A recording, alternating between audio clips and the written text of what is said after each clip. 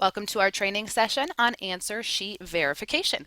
We will start at our home screen and go up to the top under Assessments. Under Assessments, we will find our answer sheet verification screen, and once we're there, you'll notice that we can again take a look at where we are with the title of the section of eDoctrina right up at the top left. Again, we have our filters here to look for specific assessments, and then down towards the bottom we can see all of the assessments here that need to be manually verified. If a test or an assessment is not located within this answer sheet verification section, it means one of two things. Either one, the actual assessment answer bubble sheets have not been scanned yet, or two, nothing needs to be manually verified in there. So you may be in luck if you happen to not find one of your assessments within this screen. You might not have anything that needs to be manually verified. I will show you two different types of assessments here and two different things going on within verification screens. The first that I'm going to show you is our Math 4 test here. I'm going to click the edit pencil to enter into that verification screen. And you will see a screen such as this pop up.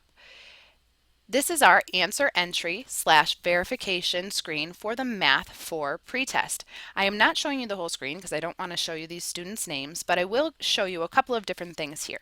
Number one, the student will be listed over on the left-hand side here. The answers will be listed here along the top, along with their corresponding number along the top above those. The student's answers are labeled, students' answers are labeled here, lengthwise. In green is their correct answer. In red is their incorrect chosen answer.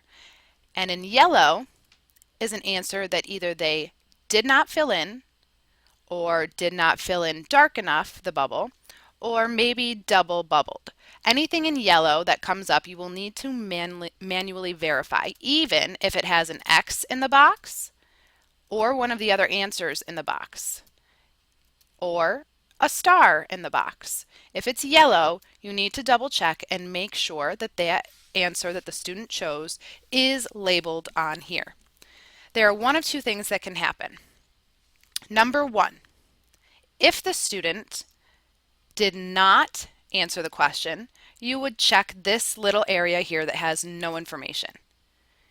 If the student double bubbled two answers, you would choose this star here for that section.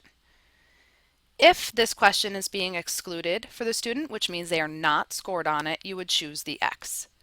Please be careful and note that the X does not mean that the student got the question wrong. It means that the student is excluded from being scored on that question. If this is a question the student did not answer, you need to just check this blank area. Once that is complete, you would check this verified box. Now, we actually don't know what the student has chosen at this point because we can't see the answer sheet. So the first thing we're going to do is click this arrow button. That will open up our answer sheet. You'll notice that we can see the entire answer sheet from here, all the way from question 1 to question 25. The question that we're looking at is question 20, and you will notice the student did not answer this question. Therefore, we need to make sure that this is labeled as nothing. We click the verify and we click save. The next thing we're going to do is check this student's answers. There are a couple here within this student that they did not answer, starting with question 8.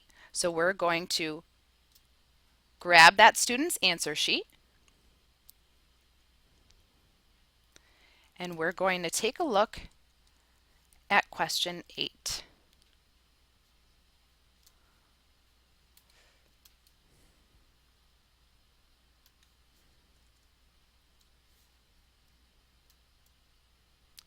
Question 8 has no answer. Therefore, we're going to make sure that it says no answer and move on to question 14. Question 14 also has no answer. Therefore, we make sure that it's correct and label that. Those are the two questions that we needed to find out about. So we will now check verify. We will click save and save and close. Once that is complete, you'll notice this screen will refresh, or if you prefer, you can refresh the screen on your own. And if we scroll down to the bottom, we then notice that our Math Grade 4 assessment here is no longer. That is because everything that needed to be verified has been verified and the reports are ready to be pulled. We have one more example that I want to show you with this Math Grade K test. This is our answer verification screen for Math Grade K here. Unfortunately, there's something a little bit strange going on with this one, and that is because all of these boxes are labeled as yellow. That means either the bubble sheet was scanned with no answers on it, or that the student didn't take the assessment and there was no answer sheet scanned for this student. We would be able to check the answer sheet and change these students' answers as she recorded on the bubble sheet if there were a bubble sheet available here. There is not, therefore we need to do a couple of different things. Number one, we need to make sure the student took the assessment.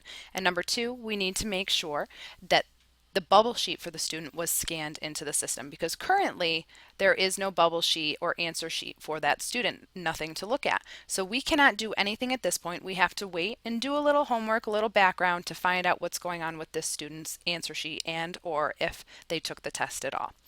Therefore, we can't do anything, so we would need to save and save and close. And we would go back to our screen and continue on verifying the answers that need to be verified. If you have any questions about this, please feel free to give Broome Tagabosis a call. Thank you and have a wonderful day.